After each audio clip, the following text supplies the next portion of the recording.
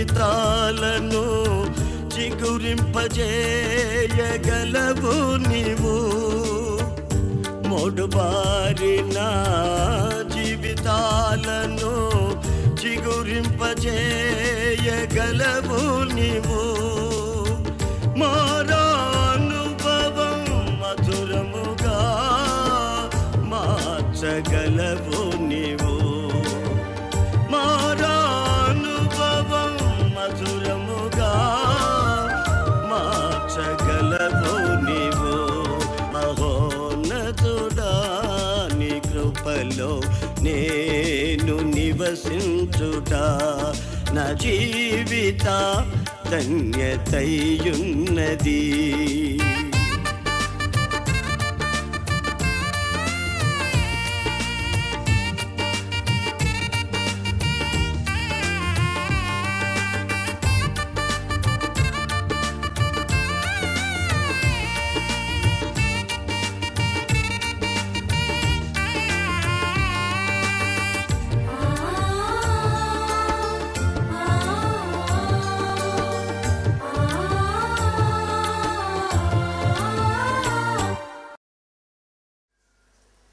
గొర్రెలను మేపుకుంటున్నటువంటి దావీదును దేవుడు పిలిచి ఇశ్రాయేలు సర్వ సమాజం మీద రాజుగా అభిషేకించి ఒక గొప్ప ఆధిక్యత కలుగు చేసిన దానికి కృతజ్ఞతగా ఈ కీర్తన రాశాడు.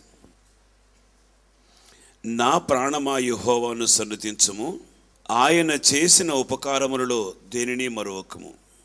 మనకు ఊహ తెలిసిన దగ్గర నుండి ఆయన ఎన్నో మేళ్లు చేశాడు, ఆయన ఎన్నో ఉపకారాలు చేశాడు. ఆయన చేసిన ఉపకారాలన్నిటినీ మనం తలంచుకుంటూ మనం ఆయనకు కృతజ్ఞతాస్తుతులు చెల్లించడం అనేది ప్రాముఖ్యమైనటువంటి అనుభవం. నీతో పాటు చదువుకున్న వాళ్ళని ఒక్కసారి జ్ఞాపకం చేసుకో, నీతోటి వ్యాపారస్తులను జ్ఞాపకం చేసుకో. అదే సమయంలో మీరు ఉద్యోగాలు చేస్తూ ఉంటే ఆ ఉద్యోగస్తుల మధ్యలో దేవుడు మిమ్మల్ని హెచ్చించాడు. మరొక మాట కూడా మీకు చెప్పాలంటే, నీతో చదువుకున్న వాళ్ళకి ఎందరికో ఉద్యోగాలు లేవు, కానీ దేవుడు నిన్ను జ్ఞాపకం చేసుకుని జీవనానికి ఆధారం కలిగేటట్లుగా ఒక ఉద్యోగ అవకాశం నీకు ఇచ్చాడు. ఇలా ఆయన ఎన్నో మేళ్లు చేశాడు, ఎన్నో ఉపకారాలు చేశాడు. మనం జ్ఞాపకం చేసుకుంటే ఆయన చేసిన ఉపకారాలన్నిటినీ మనం తలంచుకోవాలి. రాజైన దావీదు కీర్తన కృతజ్ఞత హృదయంతో రాశాడు. మనం ఆ 3వ చరణాన్ని చదివితే ఆయన చేసిన ఉపకారం ఏమిటో అక్కడ తన మాటలో తెలియచేశాడు. ఆయన దోషములన్నిటినీ క్షమించువాడు, సంకటములన్నిటినీ కుదుర్చువాడు, సమాధిలో నుండి నీ ప్రాణమును విమోచించుచున్నాడు, కరుణ కటాక్షములను నీకు కిరీటముగా ఉంచుచున్నాడు. ఇదండి ఆయన. రాజైన దావీదుకు మాత్రమే ఉపకారి కాదు, ఇక్కడున్న మనలో ఆయన ఏ కొందరికో ఉపకారి అనుకుంటే మనం పొరపాటు పడ్డట్టే.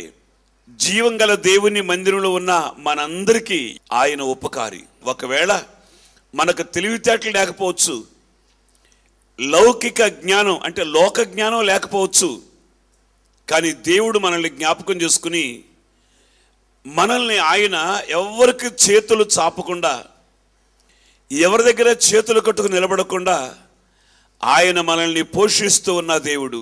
ఇక అంతకంటే ఆయన మనకు చేసే ఉపకారం ఏముందండి?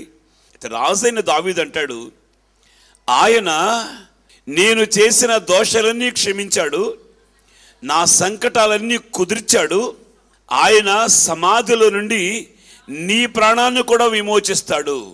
ప్రియమైన దేవుని పిల్లలారా, ఆయన మనకు చేసిన ఉపకారాలన్నింటినీ తలంచుకుందాం. ఎవరెవరికి ఏ ఉపకారం చేశాడో ఒకసారి గుర్తు చేసుకోండి. శత్రువు చేతిలో పడకుండా మిమ్మల్ని కాపాడాడు. మీ మార్గం అంతట్లో ఏ అపాయం ప్రమాదం మీకు రాకుండా ఆయన ఇప్పటివరకు మిమ్మల్ని కాపాడుతూ వచ్చాడు. ఇది మీకు ఆయన చేసిన ఉపకారం కాదని చెప్పగలరా? సృష్టి ప్రారంభ దినాల్లో దేవుడు ఏదేనును నిర్మించి ఏదేను తోటలో ఆదామును హవ్వను ఉంచాడు. ఆ ఏదేను బాధ్యత అంతా ఆదాముకు దేవుడు అప్పగించి ఆ తర్వాత ఆదాముతో చెప్పాడు, ఈ తోటలోని వృక్ష ఫలాలని నువ్వు నీ ఇష్టానుసారంగా తినొచ్చు, కానీ ఇదిగో చూడ్డానికి చాలా రమ్యంగా ఉందే, అందంగా కనబడుతుంది, ఈ చెట్టు ఫలం మాత్రం నువ్వు తినకూడదు అని ఆజ్ఞాపించాడు. దేవుడిచ్చినటువంటి ఆజ్ఞను అతిక్రమించి తినకూడదని చెప్పినటువంటి ఆ వృక్ష ఫలాలు నీవు తిన్నావు గనుక పాపం నిన్ను ఏలుతూ ఉంది. రోమపత్రికలో 5వ అధ్యాయంలో 12వ వాక్యాన్ని, ఇట్లుండగా ఒక మనిషిని ద్వారా పాపమును, పాపము ద్వారా మరణమును లోకములో ప్రవేశించింది. అంతే చాలండి. ఆదాము చేసిన పాపం ఆదాముతోనే అంతం కాలేదు, లోకంలో ఉన్న జనావాళ్ళకి అందరికీ ఆ పాపం సంక్రమించిందండి. ఆది మానవుడైన ఆదాము చేసిన ఆ పాపం మన మీద రాకుండా ఆయన మనకు చేసిన ఉపకారం ఏమిటంటే 146వ కీర్తన 7వ చరణాన్ని చదువుదాం.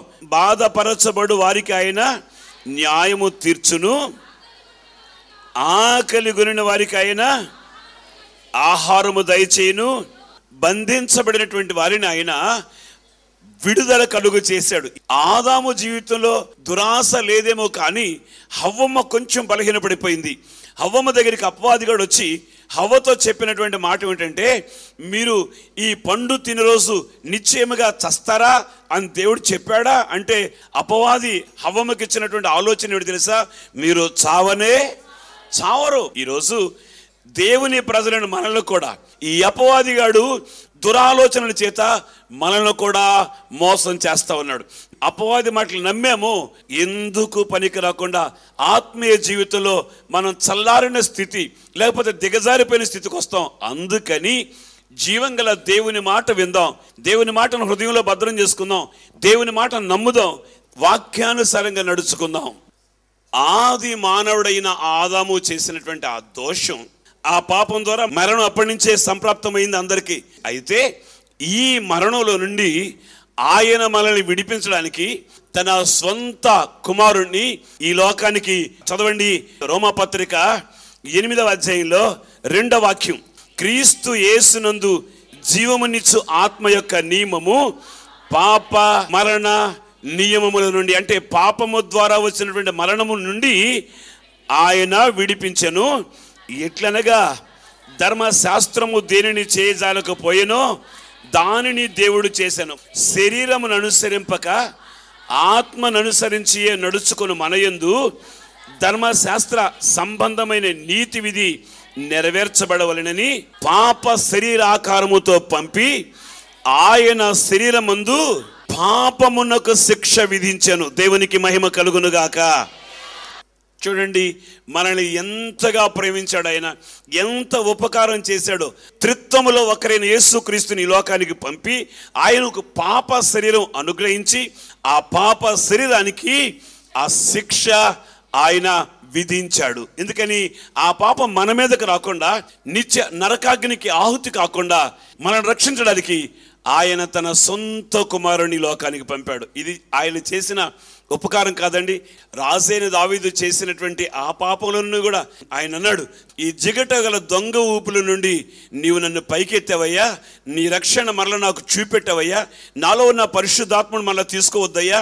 ఎంత ప్రాధేయపడి ప్రార్థన చేశాడో రాజైన దావీదు. కేవలం ఉరియా భార్య విషయంలో ప్రియులారా ఒక్కసారి మనం ఆలోచిస్తే, రాజైన దావీదు ఏదో 1-2 సార్లు చిన్న చిన్న పొరపాట్లు దొరిలేయేమో కానీ మన దైనందిన జీవితంలో రోజులో ఎన్నిసార్లు మనం ఆజ్ఞను అతిక్రమిస్తున్నామో, ఆయన మాటకు అవిధేయులు అవుతున్నావో, ఆయన బాధ కలుగు చేస్తున్నావో, ఆయన హృదయం ఎంత నొచ్చుకుంటుందో ఒక్కసారి చూస్తే ఈ పాటికి మనల్ని బూడిదిగా చేసి పరేసేవాడు ఆయన.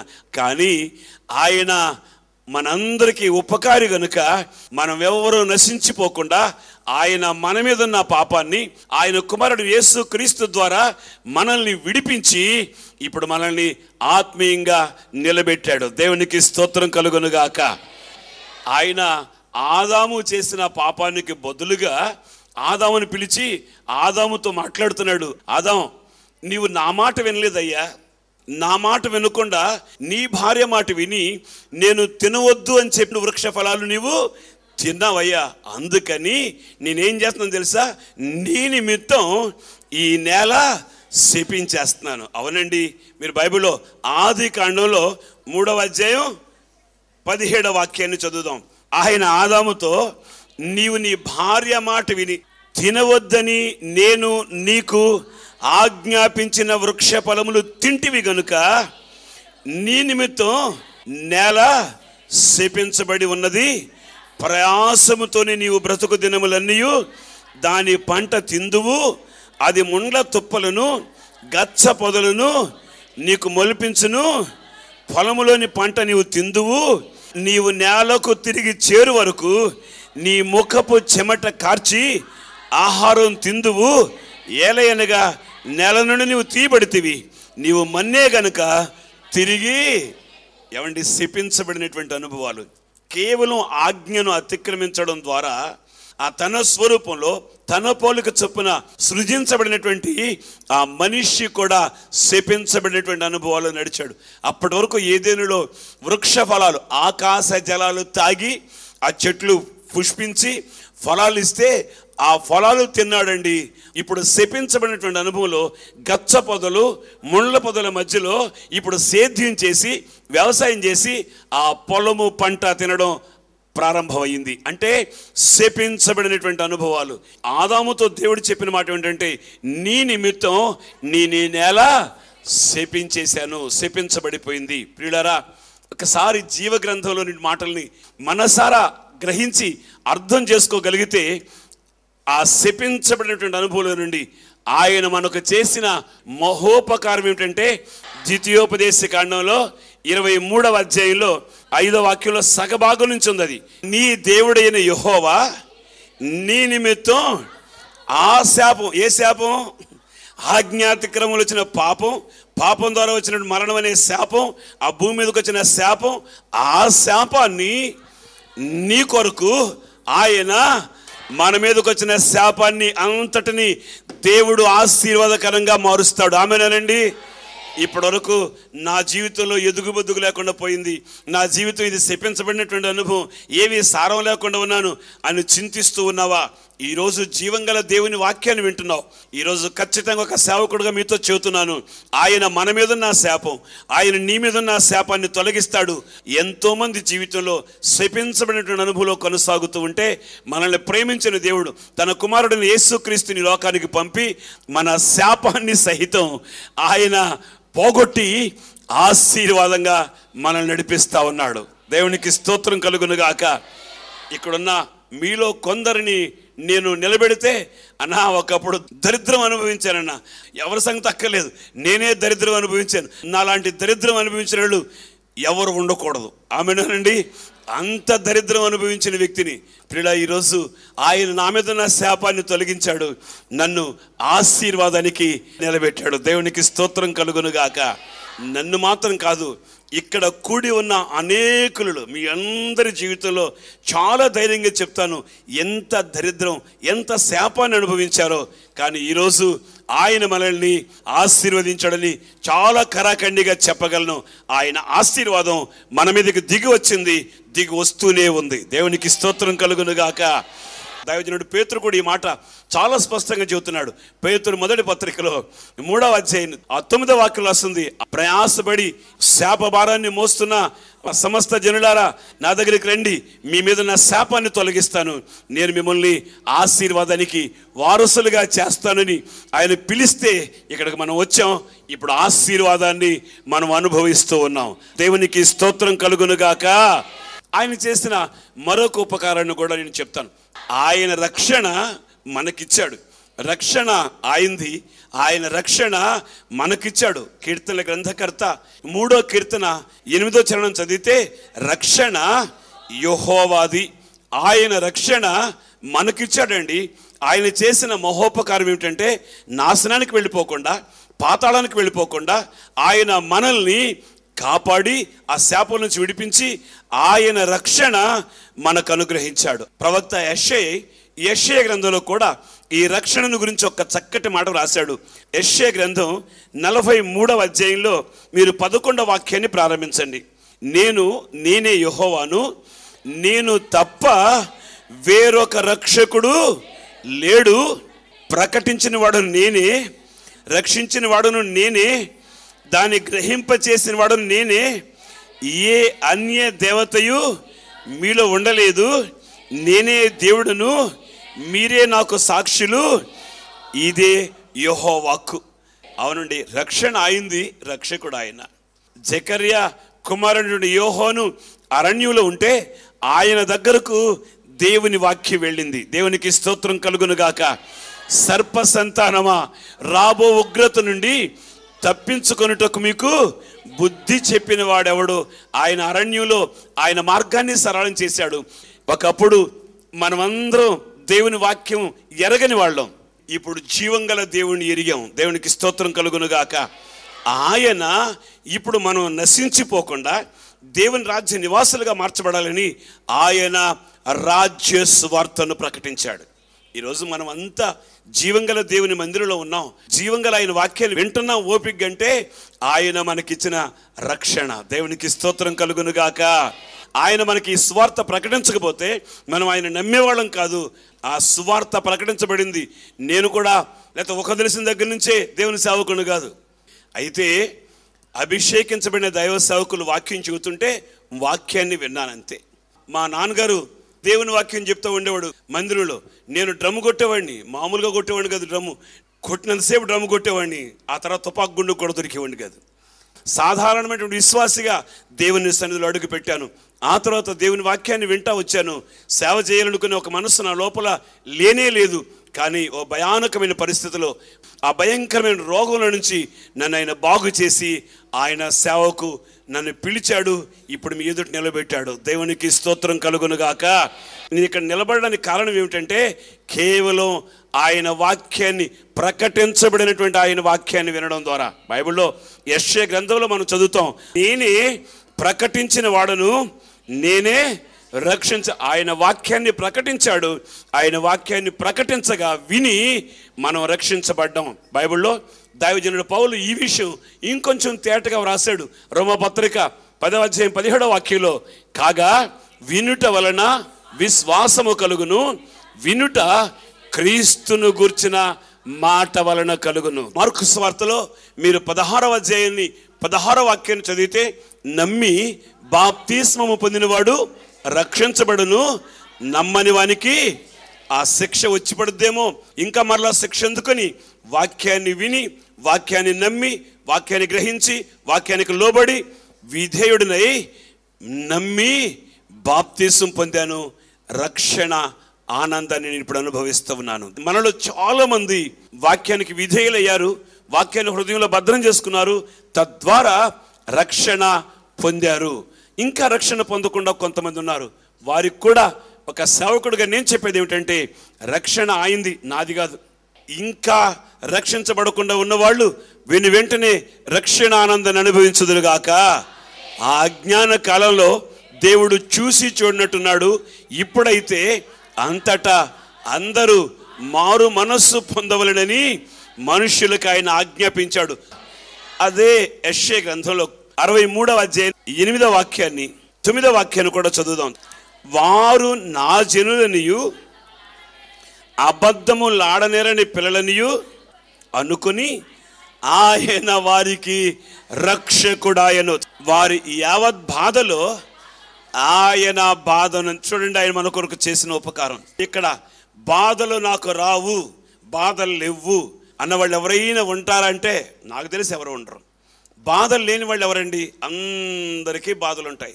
అయితే మన యావత్ బాధలో ఆయన మన కోసం ఆయన కల్వరి సిలువలో బాధను అనుభవించాడు.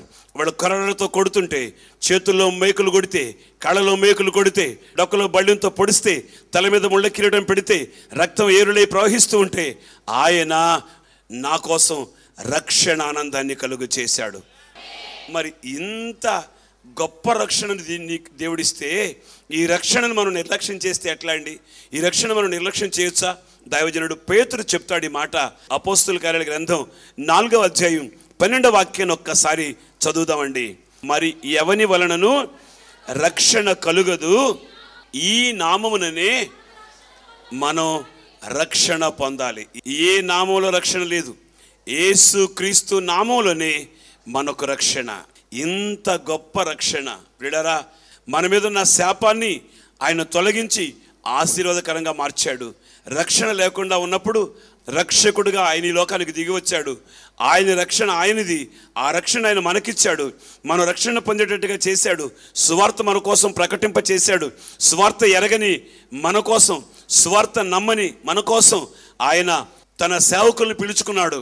సువార్త ప్రకటించడానికి ఉపదేశం ఇచ్చాడు. సువార్తను ప్రకటించేవాడిగా చేశాడు. ఆ సువార్త ద్వారా ఆయన మనల్ని కన్నాడు. దేవునికి స్తోత్రం కలుగునుగాక. కని ఆయన బిడ్డలుగా మార్చుకున్నాడు. ఇది ఆయన మనకు చేసిన మహోపకారం. Praise the lord. ఆయన చేసిన మరొక మహోపకారం ఏమిటంటే, ఎవరి పాపాన్ని ఆయన వీపు మీద వేసుకున్నాడో, ఎవరి శాపాన్ని తొలగించి ఆశీర్వాదకరంగా మార్చాడో, ఎవరికి రక్షణ కలుగు చేశాడో, వారి కోసం ఆ పరిపాలిస్తున్న రాజుల రోజుల్లోనే ఒక రాజ్యాన్ని ఆయన స్థాపించడం ప్రారంభించాడు. ఆ రాజ్యం ఈ లోక రాజ్యాల వంటి రాజ్యం కాదు. అది ఎన్నటెన్నటికీ లయము కాని రాజ్యం. అది యుగ యుగములు నిలిచి ఉండే రాజ్యం. అది శాశ్వతమైన రాజ్యం. చదవండి పరిశుద్ధ గ్రంథంలో దానియేలు గ్రంథం 2వ అధ్యాయం 44వ వాక్యాన్ని. ఆ రాజుల కాలంలో పరలోకమందున్న దేవుడు ఒక రాజ్యము స్థాపించును, దానికెన్నిటికి నాశనం కలుగదు. ఆ రాజ్యం రక్షణ పొందిన వారికి మాత్రమే. దేవునికి స్తోత్రం కలుగునుగాక. గుడికొచ్చిపోయే వాళ్ళకి కాదు, దేవుని వాక్యాన్ని వినిపోయే వాళ్ళకి కాదు, దేవుని వాక్యాన్ని విని మనస్సులో ఉంచుకుని దాని ప్రకారం ప్రవర్తించిన వారికి దేవుని రాజ్యం. దేవునికి స్తోత్రం కలుగునుగాక. మీరు ఎవరైనా క్రొత్త విశ్వాసాలు వస్తే, అమ్మా రక్షణ పొందావా, అయ్యా రక్షణ పొందావా, మీరు రక్షణ ఎక్కడ పొందారు, రక్షణ ఎప్పుడు పొందారు, ఏ సంవత్సరం రక్షణ పొందారు, ఎప్పుడు రక్షణ, ఇట్లా అడుగుతాం మనం. అది ఎందుకు అడుగుతున్నాం అంటే, ఒక రాజ్యం మనకుంది, ఏదో ఒక రోజు ఇక్కడ కన్ను మోస్తాం, ఇక్కడ శ్వాస ఆగుద్ది, ఆ రాజ్యంలో శ్వాస ప్రారంభమవుతుంది. మన పౌరస్థితి పరలోకంలో ఉంది. దేవునికి మహిమ కలుగునుగాక. ఆ రాజ్యాన్ని మనం స్వాధీనపరుచుకోవాలి. అది ఎవరు స్వాధీనపరుచుకుంటారంటే, ఎవరైతే రక్షణ పొందారో దాన్ని పొందిన వారికి తప్ప మరెవరికి ఆ రాజ్యంలో స్థలం లేదు, ఆ రాజ్యంలో ప్రవేశం అంతకంటే లేదు. దైవజనుడు యోహాను తన సువార్తలో చెప్పాడు, ఒకడు నీటి మూలంగాను ఆత్మ మూలంగాను జన్మిస్తే దేవుని రాజ్యంలో ప్రవేశిస్తాడు అని. అంటే ముంచడం బాప్తిస్మం ద్వారా. ఒకవేళ నమ్మకుండా నీవు ఎంతకాలం ఉన్నా ఒక మాట ఖచ్చితంగా మీతో చెప్తాను, నరక శిక్ష తప్పదు. ఆ శిక్షల నుంచి మనం బయటపడాలనుకుంటే ఖచ్చితంగా రక్షణ ఆనందాన్ని మనం అనుభవించడం కాక, ఆ రక్షకుడు నీ కోసం వచ్చిన సంగతి గుర్తుంచుకుని రక్షించబడిన వారమై ఆ రాజ్య నివాసులుగా చేర్చబడదాం. కనుక ఆయన మనకు చేసిన మేళ్ళను తలంచుకుందాం, ఆయన మనకు చేసిన ఉపకారాలను తలంచుకుందాం. మనం ఆయనకి కృతజ్ఞతాస్తుతులు చెల్లిద్దాం. రాజైన దావీదు మరొక కీర్తనలో రాసాడు ఒక మాట, ఆయన చేసిన ఉపకారములకు నేనేం చెల్లించగలను, రక్షణ పాత్ర చేత పట్టుకుని యెహోవా నామమునకు ప్రార్థన చేస్తాను. కృతజ్ఞతాస్తుతులు ఒక ప్రక్క, ప్రార్థన మరొక పక్క, రెండు నీకు కుడి ఎడమ భుజాలుగా ఉండునుగాక. ఈ రెండు అనుభవాలు మనం కలిగితే ఆయన మనల్ని, ఆయన స్థాపించినటువంటి రాజ్యం ఆయన కుమారుడికి ఇచ్చాడట. ఆ రాజ్యానికి మనల్ని వారసులుగా చేశాడు. ఆయన చేసిన మహోపకారం, ఆది మానవుడైన ఆదాము ద్వారా వచ్చిన పాపాన్ని ఆయన పాపంలో నుంచి మనల్ని విడిపించాడు. ఇదొక ఉపకారం. దానివల్ల వచ్చిన మరణంలో నుంచి విడిపించాడు, అదొక ఉపకారం. తద్వారా వచ్చిన శాపాన్ని తొలగించి ఆశీర్వాదానికి నడిపించాడు, ఇదొక ఉపకారం. రక్షణ మనకి అనుగ్రహించాడు, అదొక ఉపకారం. ఇది పాపిని పాపి అని ఎంతసేపు వేలుబెడి చూపుకోకుండా ఆ పాపాన్ని ఆయన మోసి ఆయన మనకు రక్షణ ఆనందాన్ని కలుగ చేశాడు. ఆ తర్వాత ఆయన తాను ప్రేమించిన తన కుమారుని రాజ్య నివాసులుగా చేశాను. ఆమేనండి. చదవండి పరిశుద్ధ గ్రంథంలో కొలస్సీ పత్రిక 1వ అధ్యాయం 13వ వాక్యాన్ని. ఆయన అంధకార సంబంధమైన అధికారంలో నుండి విడుదల చేసి తాను ప్రేమించిన కుమారుని రాజ్య నివాసులుగా చేసెను. దేవునికి ఒక్కసారి స్తోత్రం చెప్పండి. ఆయన మనకు చేసిన మహోపకారం ఏమిటంటే ఆయన పాపంలో నుంచి మనల్ని విడిపించాడు, దాని ద్వారా వచ్చే మరణం నుంచి తప్పించాడు. ఆ తర్వాత ఆ పాపం ద్వారా వచ్చిన శాపాన్ని మనకు ఆశీర్వాదకరంగా మార్చాడు. ఆయన చేసిన మహోపకారం ఏమిటంటే ఆయన పాపులమని పారద్రోలక ఆయన రాజ్య నివాసులుగా మనల్ని చేశాడు. ఆమేనండి. ఆయన రాజ్య నివాసులు కావాలని కోరుకునే వాళ్ళంతా ఒక్కసారి చేయెత్తి స్తోత్రం చెప్పండి. మోకరించి ప్రార్థన చేసుకుందాం. కృప కలిగిన తండ్రి, మహిమగల దేవా, నీకు స్తోత్రం. గొర్రెలను కాచుకుంటూ అరణ్యంలో తిరుగుతూ ఉండగా దావీదుకు మీరు ఉపకారం చేశారు. శత్రువు ఎదురాడుతున్నప్పుడు గొల్యాతును చంపే బలం దావీదుకి ఇచ్చారు. సౌలు చేతుల నుండి ప్రాణాపాయం కలగకుండా కాపాడేవయ్యా. ఇశ్రాయేలు మీద రాజుగా చేసావయ్యా. నీవు చేసిన మహోపకారాల కొరకు నీకు స్తోత్రం నాయనా. మాకు కూడా ఉపకారం చేశావు. మేము పాపంలో ఉండగా మరణం ఆ పాపం ద్వారా మాకు సంక్రమించగా దేవా పాపాన్ని తొలగించావు. మరణం మమ్ముల్ని చూసి భయపడేట్టుగా మరణపు ముళ్ళు విరిచావు నాయన. అదే సమయంలో శాపాన్ని తొలగించి శాపానికి బదులుగా ఆశీర్వదించబడిన జనంగా మమ్మల్ని చేసావయ్యా. అంత మాత్రమే కాదయ్యా, మాకు చేసిన మహోపకారం యుగ యుగములు నిలిచి ఉండే రాజ్యాన్ని మా కోసం స్థాపించావు. ఆ రాజ్యాన్ని ఇప్పుడు మాకిచ్చావయ్యా. ఆ రాజ్య నివాసులుగా మమ్మల్ని చేశావు. అందుకు నీకు స్తోత్రం. ఆ రాజ్య నివాసులుగా మేము చేరుకోవాలని ఆశతో మీ వైపు చేతులెత్తి చూపుతున్న మీ బిడ్డలందరినీ ఆ రాజ్య నివాసులుగా మార్చి మా పౌరస్థితి పరలోకంలో ఉందని, మేము ఇక్కడ వారం కాదని, మేము అక్కడ వారమేనని, ఆ రాజ్యం మీరు మాతోనే కట్టడం ప్రారంభించమని నజరేయుడైన యేసు నామంలో ప్రార్థన చేసి వేడుకొనుచున్నాము తండ్రి. మన ప్రభువైన యేసుక్రీస్తు కృప, తండ్రి అయిన దేవుని ప్రేమ, పరిశుద్ధాత్మ దేవుని దీవెన, ఆశీర్వాదాలు ఆరాధనలో పాలు పొంది ఆయన చేసిన ఉపకారాలను తలంచుకుంటూ కృతజ్ఞతాస్తుతులు చెల్లిస్తున్న మీ బిడ్డలమైన మాకు మీ కృప సదా తోడై ఉండునుగాక.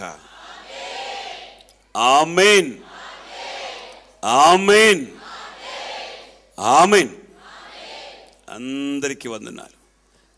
మన ప్రభు అయిన యేసుక్రీస్తు నామములో ఈ టెలివిజన్ కార్యక్రమాలు వీక్షిస్తున్నటువంటి మీ అందరికీ మా హోసన్నా మినిస్ట్రీస్ తరపున హృదయపూర్వకమైనటువంటి వందనాలు. హోసన్నా సందేశాలనే ఈ మా కార్యక్రమాలు మీ ఆత్మీయ జీవితానికి ఎంతో ఆశీర్వాదకరంగా ఉన్నాయని మేము తలంచుచున్నాం. ఈ కార్యక్రమాల ద్వారా మీరు ఆత్మీయమైనటువంటి ఆశీర్వాదాలు మేలులు పొందినట్లయితే మాకు తెలియచేయండి. మీతో కూడా మేము సంతోషిస్తాం.